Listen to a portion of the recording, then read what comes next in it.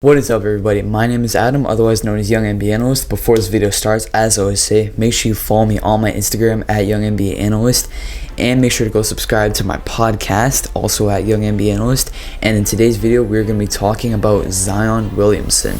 Now, coming out of high school and college as well, coming into the NBA, Zion was very hyped. He's probably the most hyped prospect since LeBron James.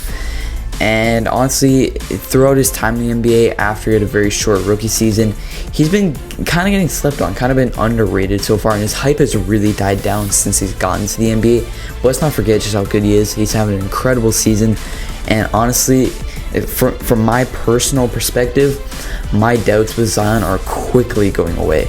I have little to no doubts with Zion, as he's been super dominant this season. He's one of the most dominant young players in the NBA, so let's talk about it. Zion Williamson this season is averaging 27 points, 7 rebounds, 4 assists, 1 steal, and 1 block. He's shooting a very efficient 62% from the field and 33% from 3. Which is below average, but is still not bad considering he mostly plays in the paint. Zion Williamson is an amazing offensive player. And that's not an understatement. He's absolutely incredible on the offensive end. He is third in the NBA in offensive win shares, which is basically just a stat that measures like how someone's offense contributes to wins. Yeah, he's third in the NBA, and then in offensive box plus minus, which is basically just a stat that kind of just measures how good you play on offense, he's 11th in the NBA. So which puts him with some elite company. And just to give you some perspective for Zion's offensive impact on the Pelicans, without Zion on the floor, the Pelicans have an offensive rating of 110.7, which is 18th in the NBA. However, with Zion, the Pelicans have an offensive rating of 117.9, which is first in the NBA. That is an increase of plus 7.2 with one guy. And obviously there are elite offensive players who have larger increases, but Zion's impact is absolutely insane. He's very efficient and he's a very dominant offensive player, mostly coming from his physical dominance, because that's obviously what stands out with Zion is his strength, his brute athleticism. Mans is an athlete, and he uses that dominance in the paint very well. He has great footwork, and also in the mid-range area, he's pretty good. But he has great offensive fundamentals in the paint, and it helps him score at will. Most of his points come in the paint, and he's just very dominant in the post, in the mid-range area. Not outside from 3, but his three-point shot will come eventually. And one thing I really like about Zion is his on-ball dominance is insane, given his skill, fundamentals, and his brute dominance and force. But he also plays very well off the ball. Obviously, Zion is a big lob threat, and he's one of the best cutters in the NBA, which fits a guy like Lonzo, who's more of a playmaker, very well. Zion's rebounding is also not bad, as he's a pretty good offensive rebounder, great dunker. He's just vicious in the paint. And it's nice to see him working hard, and sometimes he can dish out some great dimes sometimes. So he's got the whole offensive package. The sky's the limit for his offense. However, talking about his defense, he's not as good on that end, although given his athleticism and his size, the defense will come for him. I think it's just going to be a matter of time before he starts to, just find himself on defense, because he can still get deflections from time to time, and he's still a good shot blocker and rim protector at a decent size. Given his athleticism, he could really sky and block shots, which definitely helps the team. Although the Pelicans are also one of the worst defensive teams in the NBA, because they don't really have any elite defenders. But I'm sure that can improve as well. I'm confident in Zion's defense. It'll come. It'll really just come with time. It's just not here yet, which is not something to worry about given how good he is on the offensive end. Now let's talk about Zion's future in the NBA. We are talking about a future face of the NBA. We're talking about multiple All-Star, multiple All-NBA. We're talking about an MVP, like a future MVP down the line.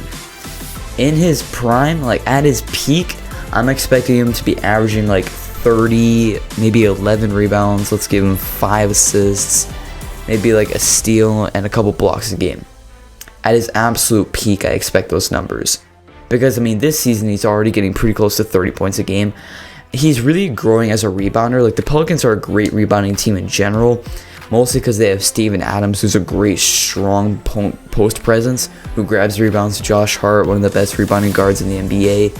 Lonzo is a solid rebounder for his position. And then also, Zion and Ingram, who are also solid rebounders for their position. So I can see that. And then Zion's playmaking is also very underrated. He's nowhere near an elite playmaker, but he's definitely an above average. He sees the floor, and he can hit open teammates. He can hit open cutters, open three-point shooters, and he can like drive and kick because he plays in the paint a lot. Yeah, I mean, he's a pretty solid passer, and that's also something that's going to develop with time. And like I said, his defense will also develop with time.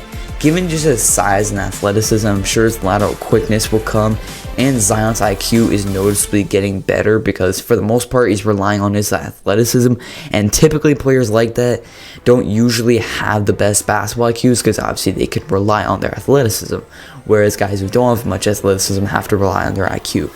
But Zion's getting a good mix of both, and it's really going to develop huge for him. Zion, I'd say like the worst I could see him from this point on is like 25 points. I could see like his rebounding definitely will improve. I could probably stay at the same, and his assists may stay the same, and his steals and blocks may only be like 1 and 1 a game. But I feel like at worst, given even when he's healthy, at worst in his future averaging like 25 points a game. He's gonna get you buckets in every single game, so he'll probably keep his averages up there. I'm saying like worst case scenario, probably be like a 25 point per game score. That'd be his floor. But Zion's great. Multiple All-NBA teams. He's gonna be very, very dominant. He is one of the most dominant young players in the NBA, and that's not even up for debate. It's simply not. Zion's offensive dominance is insane. Physical dominance, IQ is coming. Defensive dominance is going to come. But we already see flashes of that. Like, his shot blocking is insane. If you see some of the highlights of his blocks, it's crazy. And like, he's actually a great highlight player. Now that I mentioned that, he's an incredible highlight player. His highlight reel is going to go on like for so long. He's just a highlight guy. He's kind of like that guy who just gets a bunch of highlights each game. He is the highlight of the highlights of the game. Pretty much almost every time he plays.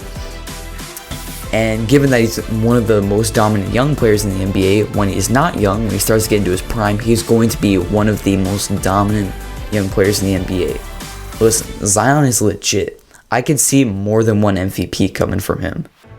Honestly, given his potential and given his progression already in the NBA, he's improved a lot from last season. He was an all-star this season. Obviously, he played great in the all-star game.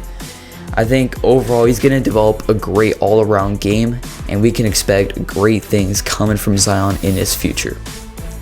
So with that being said, that'll wrap up today's video. Make sure you guys subscribe, turn on those post notifications so you don't miss any of my future videos. Leave a like, leave a comment, let me know what you think, and with that being said, always remember, clutchness forever.